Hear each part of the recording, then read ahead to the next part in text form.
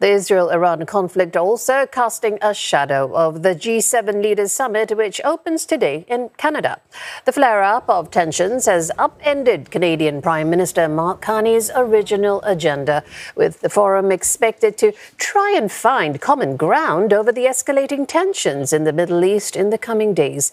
Other areas leaders are expected to discuss: the war in Ukraine, the global economy amid US President Donald Trump's tariff wars as well. Nick Harper tells us more about what to expect from the summit in Kananaskis. The G7 leaders spent Sunday arriving here in Canada, arriving in Calgary and then jumping on helicopters to come into the Rocky Mountains ahead of the G7 summit. They arrived individually. There wasn't an opportunity for them to gather. That instead will take place on Monday, and that may be one of the rare moments of unity that we see taking place during the course of this summit. There is very little expectation of common ground being found during the two-day meeting. The main problem being that Donald Trump has rubbed many of the G7 other members up the wrong way during the last 4.5 months since he returned to the White House.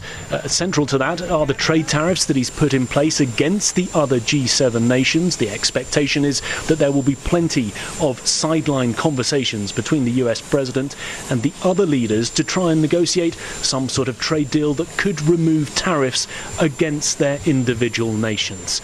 But undoubtedly, global security has been catapulted to the top of the priority list when it comes to the major issues they plan to discuss.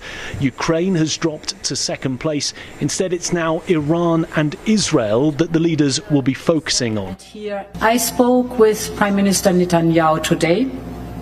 I reiterated Europe's commitment to peace and stability in the Middle East. In this context, Israel has the right to defend itself. Iran is the principal source of regional instability, and we've always been very clear: Iran can never have a nuclear weapon.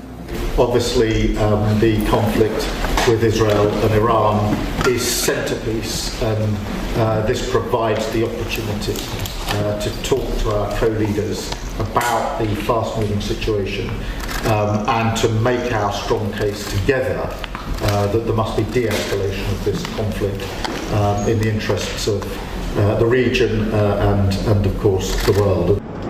During the course of the last few days, we have seen the situation there spiralling somewhat out of control. The big concern is that things could deteriorate further. The US president has said he hopes that peace can be brokered, and we are expecting the G7 leaders to put out a joint statement calling for de-escalation. But there will be no joint communique at the end of the summit, as would normally take place.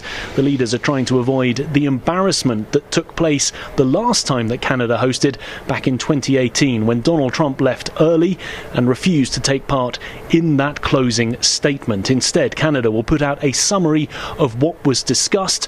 The hope is that the major economies will be able to find some common ground, even if they don't see fully eye to eye on all of the issues that they will be discussing. Nick Harper, CNA.